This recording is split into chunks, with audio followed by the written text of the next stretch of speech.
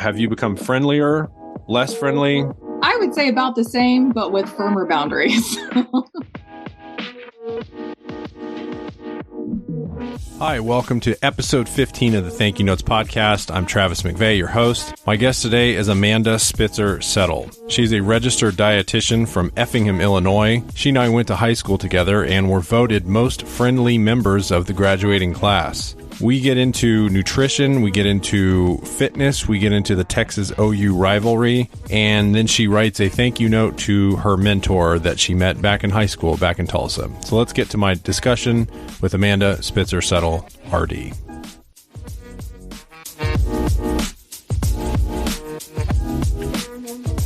There it is. All right. So you're trying to inch your way back to Tulsa. Yes. Trying to slowly, maybe but surely get back there. But like I said, we'll see. We'll see how things go, where kids end up, all those things. How old are your boys now? They are 9 and almost 12. And do they like Tulsa? What do they think about? They love it there. Of course, there's a lot more to do in Tulsa than there is here in Central Illinois. And I get together with my friends when I go back home. So, of course, my friends have kids that are their age. And so they have their group of Tulsa friends. So they like to get together with them. So they like it. They really enjoy it. They always have their things that they want to do. They're like, oh, well, when we go, we got to do this, or this, or eat these places because we don't have a ton of great restaurants here either. So yeah, they always have their things they want to do while we're visiting.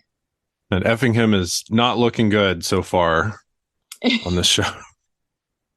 It's all right. I mean, honestly, it's a great place to raise a family. They go to they go to a fantastic Catholic school. They like it here. They have some great friends. I have great friends. It's not bad. It's just, when you're used to a bigger city and your family's not here, it's just, you kind of want to get back home.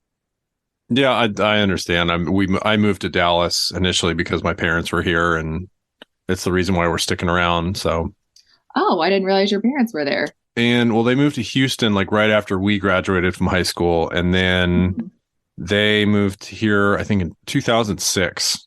So they've been here. Oh, okay. We've been here longer than we ever lived in Tulsa, which is kind of strange. Oh, wow. Yeah. All right, Amanda. This is the show about thank you notes. So let's start off with, do you write thank you notes? I do write thank you notes, not always consistently, but I do think that it's important. I think it's the polite thing to do. I was raised to write thank you notes. So it's something that I've continued to do, especially as a professional. So if there's doctors that I do that's in referrals, things like that, I try to make sure to always express gratitude. Very nice. Do you have like a way that you write it, like a template that you follow, or how do you go about writing them? If it's a personal thank you note, I actually have my stationery. No, it's awesome. Or anymore on, like I said, on a professional level, a lot of times it is over email or text message, just making sure one way or another that if someone gives me a gift, if someone does something nice for me, did I do say thank you? I think it's always nice to feel appreciated. Very nice. Do you make your boys write them? I do. Good for you. They also have their own stationery, so they have to write them. They don't enjoy doing it, but I think it's a good habit to get into. And I think it's something that not a lot of people do anymore, at least handwrite thank you notes. But a lot of times too, now they both have their own phones. And so either way, I just say, hey, make sure you text so-and-so and thank them for whatever it was. So making sure that they get into that habit of always saying thank you. Well, good. I like that. They're more rare than I thought they would be when I started asking more people about it, which surprised me because as your mom made you, my mom made me.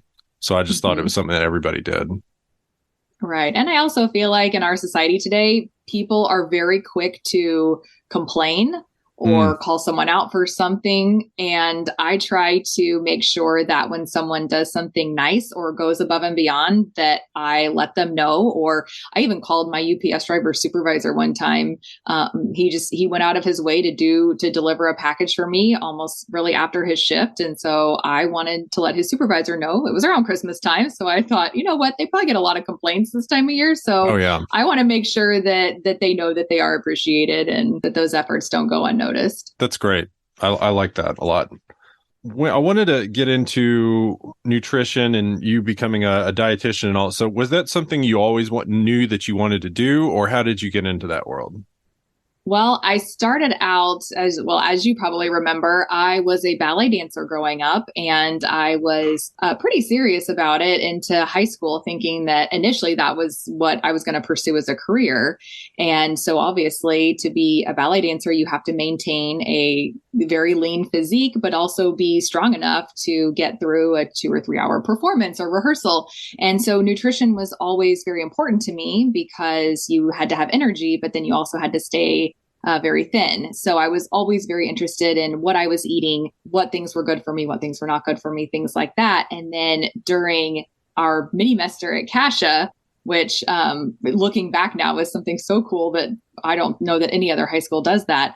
I interned with a dietitian who was in private practice. And I thought, oh my gosh, I could do this for a living, like tell people how to eat healthy. I was like, this is great. After that, I had a big change of heart and thought, you know what, this is really what I think I want to go into.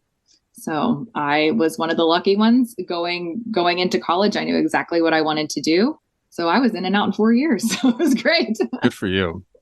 Yeah. Like looking back on the ballet diet, do you see some things that you wish you had known, like things that you wish you could have changed about that? When I think of the ballerina diet, I just think of women eating celery and cigarettes. I was on that diet for a very long time. So yes, I wish I had known then what I know now about nutrition. And I think I would have had a much healthier diet looking back. But now I have the privilege of educating dancers. So I currently work with the Tulsa Ballet. I'm their dietitian. So I get to go back, make trips home to Tulsa and work with the ballet dancers and educate them on good nutrition. And I also work with a lot of local dance studios around here. Now I get the opportunity to educate them so that they don't make some of the same mistakes I did. You get to be the dietitian you wish you had when you were there. Exactly. What does the Amanda ballerina diet look like these days? Is it different for everybody, or is it macros, or get into the weeds about this? There is and there is not a one size fits all. I work with my clients on a very individualized basis and take a very holistic approach to their health. So I don't just look at what they're eating. I also look at their activity, their sleep, their stress, all of those things, depending on what they're seeing me for. If it is more of a medical reason, I have a specific program for irritable bowel syndrome. So I'm looking to see what are their symptoms, what medications are they on, what is their medical history, really digging in deep there. But for the most part, just as kind of a general rule of thumb, it's kind of that healthy plate method, making sure half of your plate is those good non-starchy vegetables, a quarter of your plate protein, and another quarter carbohydrate. And of course, including healthy fats. That's kind of the blanket healthy eating approach. But of course, like I said, it kind of depends. You know, everyone's a little bit different, has different medical issues, or some people just want to eat healthy. So what causes somebody to call you? Is it typically weight loss? Is it IBS? Or what are the reasons that you get contacted? I would say probably about 30 to 40% of my clients right now are wanting to lose weight. I have another large percentage who either have irritable bowel syndrome or food sensitivities, any kind of gut issues. I have some that have diabetes, high cholesterol, kind of a variety of things. I worked recently with a guy who had mercury toxicity. So that was an interesting one. Is it from fish or? So we're actually not, actually it was the mercury amalgams, the fillings. The silver fillings. So that he got those removed and we had to go through a few rounds of chelation, and it was, I've been working with him for 3 years. So finally got his CRP down and got him a little healthier. Gee, how long did it take you to figure that out? Because that'd be like the end of my differential diagnosis. Right. Well, when he was describing his symptoms, he was referred to me for diverticulitis. Mm-hmm. And I started kind of deep diving into some questions, and he said that he had a heavy metals test and I said, do you have any fillings? He said, I have a mouthful. I said, what was your last mercury level? It was through the roof. So I was like, well, that would be the cause of the diverticulitis and the tremors and the depression and everything else. So yeah, he's doing amazing now. Wow. What got you to start specializing in IBS? Is that just because you had so many people approaching you about it and you saw that there was a need, or would something else draw you to it? Basically, yes. And it was the quality of life change that I saw in my clients, how much it affected them. I have some food sensitivity issues, but I've never had anything as severe as IBS. And to see these people my clients, I had one girl that called me crying and she said, today's the first day I've woken up and not in pain. And she said she was a runner and she said, hey, I didn't have to plan my run around bathroom stops today. Wow. And just kind of really changing people's quality of life. It's been so impactful. And I love watching people succeed and change their life for the better. So it's been very fulfilling. And so I just really enjoy helping people on that journey. And also I have found that a lot of times it's because there's not really like one specific test for IBS. It's almost like, well, we've ruled out everything else. We've ruled out, celiac or, any kind of inflammatory bowel disease. So it's just kind of this like, well, it must be IBS but they're not given any instructions after that. It's kind of like, well, if it bothers you, don't eat it. That's what a lot of my clients have told me. That's the advice that they get. And they don't realize that there is an entire protocol out there that can really help them manage their symptoms. So people will go years being miserable, and whether it's diarrhea or constipation or a mix of both, they have been miserable for years dealing with it. It makes such a huge difference in their life. Yeah, when we learn about IBS in medical school, it's just diagnosis of exclusion. It's after you've ruled out everything like you said, and then you just pretty much tell people good luck. Yeah. And in terms of actual nutrition learning, we learn very little. Mm-hmm. So I'm sure that frustrates you to no end that doctors know nothing about nutrition. It doesn't frustrate me that they don't get a lot of nutrition education. Where I get frustrated is when they don't refer to the dietitian. It's like, hey, let us do our job. Like, we're here to help you. We're here to assist you if a patient has a diagnosis. In the hospital, it's a little bit different. Usually the surgery residents would at least practice writing the TPN orders or tube feeding orders, but ultimately they would usually defer to us, which was nice. I guess that's probably the extent of like a lot of your nutrition education was, hey, you got to write some TPN orders after surgery. Yeah, that's pretty much all we got. Mm-hmm. And they like glutamate. Yes. In the ICU. That's about it. How much inpatient versus outpatient stuff are you doing now? Like what percentage of each? So right now, I'm not currently doing any inpatient. I work 2 days a week for Department of Veterans Affairs. So I do primary care. It's actually home-based primary care. So I go to veterans' homes and do diet education. And then I work my private practice the other 3 days a week. So I get a nice little mix of everything. Yes.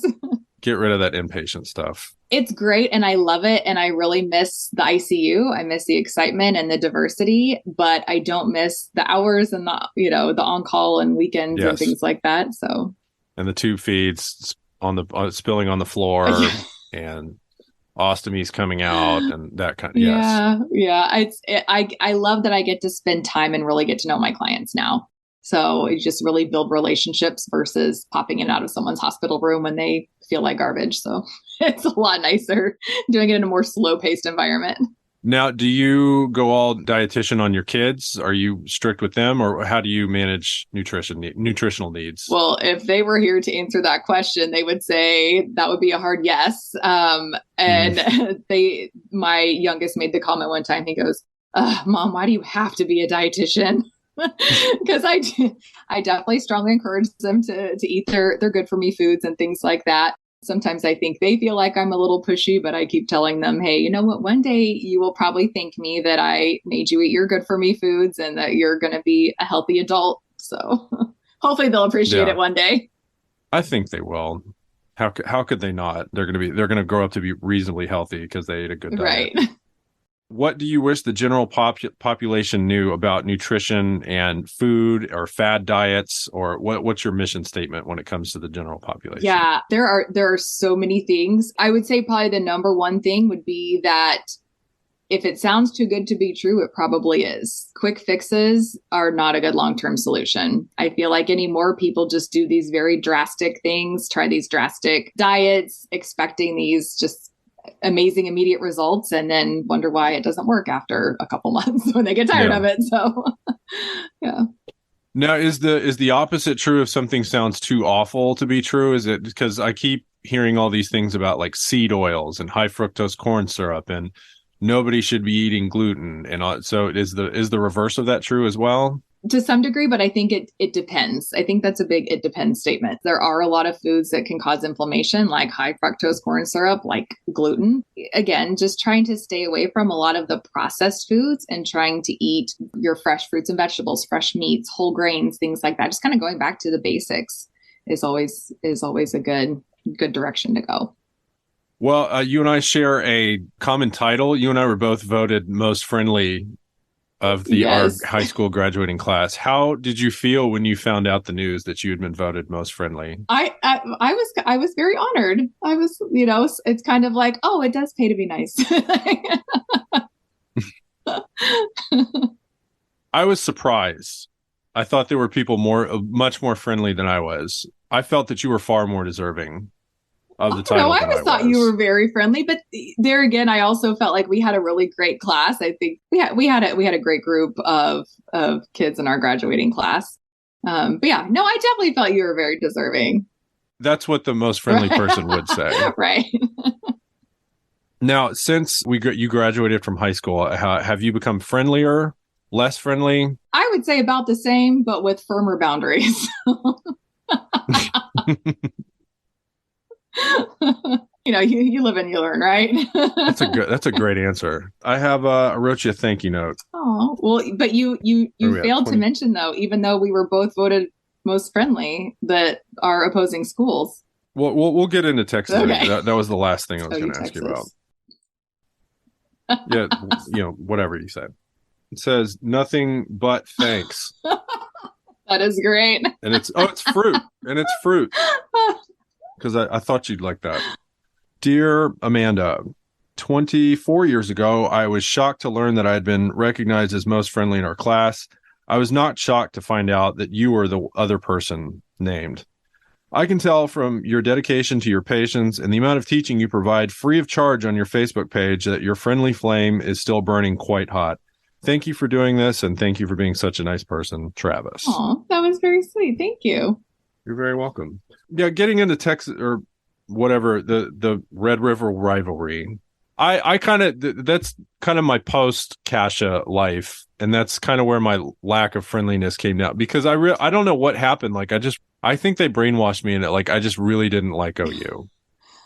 And I've softened it in years past. Mm-hmm. Well, what are your thoughts on the rivalry?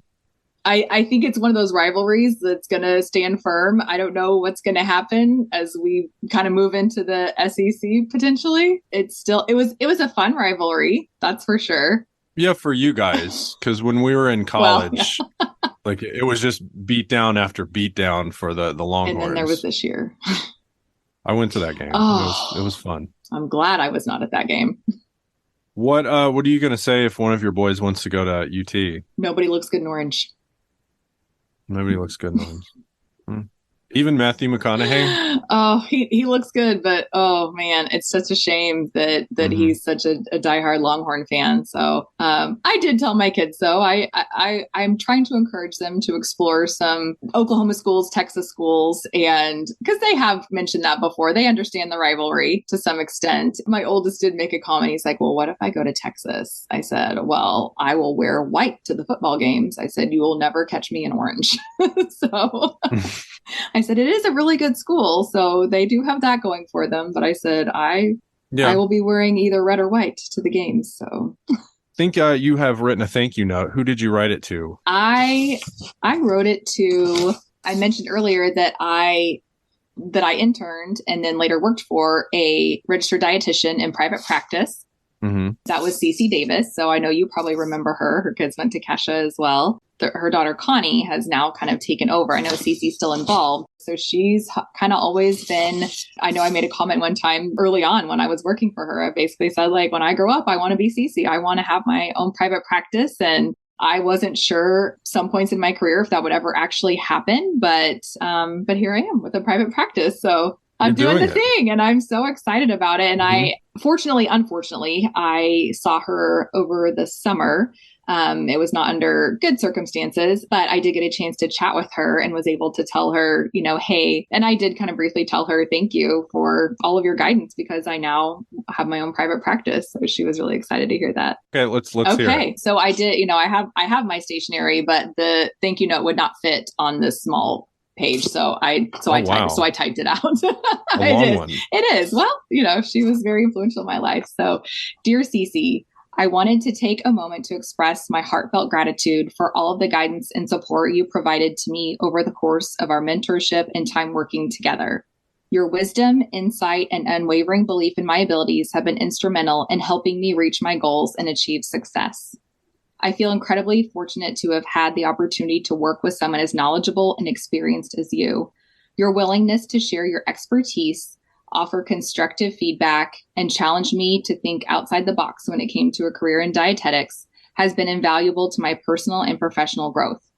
Moreover, I appreciate your generosity with your time and resources, your kindness, and your encouragement.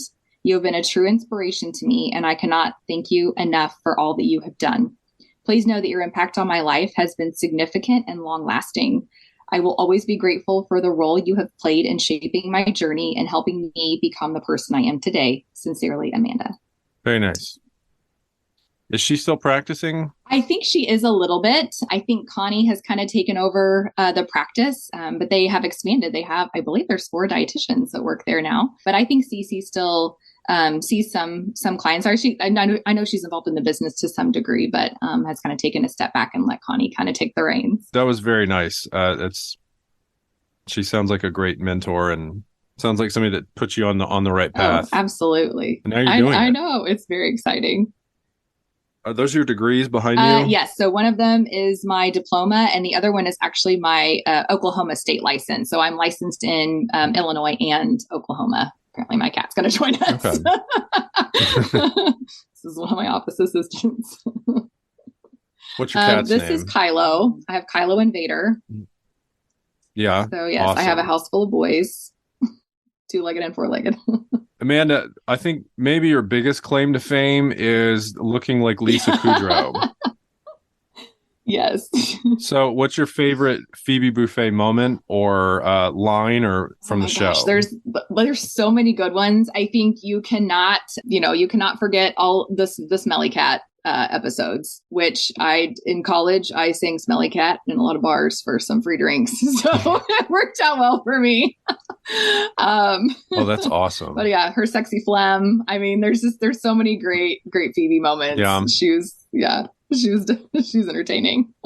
I was going with the running. Yes. And No My Eyes yes. Are my favorites. Yes, the running is classic.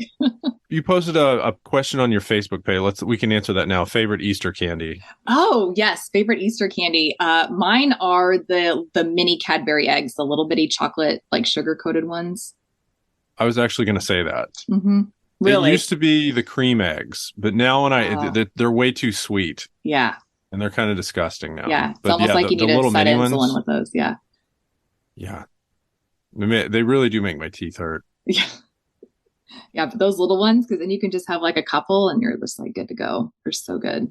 If you have willpower and self-control like you appear to do. I try to practice what I preach. All right. I think we did it. Yay. Thank you so much for doing this. Oh, it was great. Thank you so much for having me.